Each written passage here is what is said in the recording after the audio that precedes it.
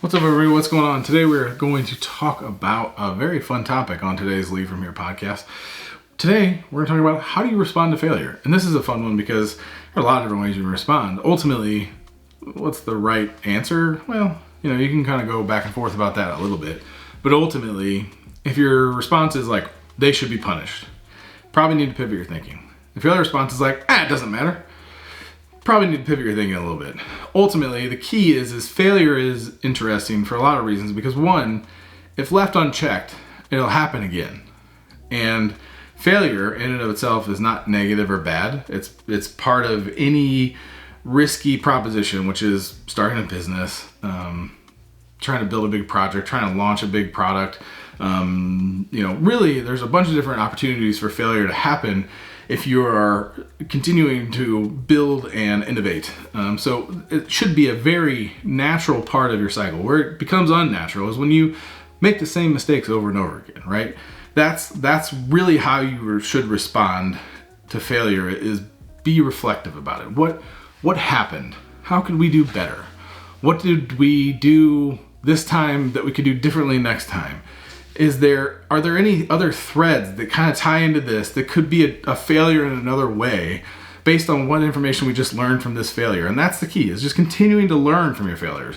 As long as you learn and don't repeat the same failure is not anything other than part of the process. It's a learning opportunity, it's a growth opportunity. As long as you take those opportunities to learn and grow from it, you're fantastic. You're in a great spot. There's no reason to punish, there's no reason to be upset, there's no reason to take pay away or any of that.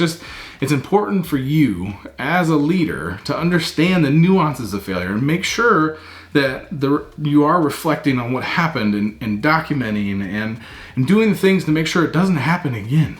If you're doing those things, you're setting yourself up for success, you're setting your team up for success, and ultimately you'll help the company find success. So this is something that you could ultimately talk about for hours, and we'll talk about other times, other kinds of failures, how to, other things that kind of come from failure. But ultimately, the goal is to get a retrospective together. Hey, what happened? What was the root cause? Are there any other key learnings we came away from this that could attach to other potential failures in the future?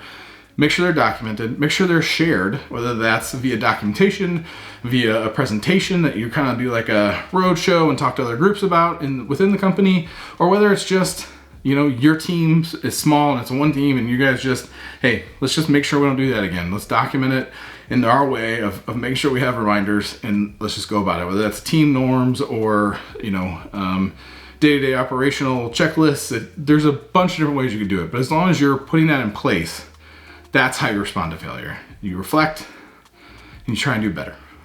Now, if you continue to fail over and over and over again on the same thing, you really need to reflect on what about your process for reflection is not working. Is it the implementation of actually sharing it? Is it we're not documenting it properly? Is it that people don't follow documentation? It's not a part of our process. There's a lot of different ways that can go. So it's important for you to understand that. So this is a pretty short one today, but I appreciate you being here. Remember, reflect, document, share. That's how you respond to failure. Appreciate everybody's time. Any questions, any ideas, jason@leadfromhere.co. Subscribe, like, follow, all those things. We would greatly appreciate it. Take care, everybody.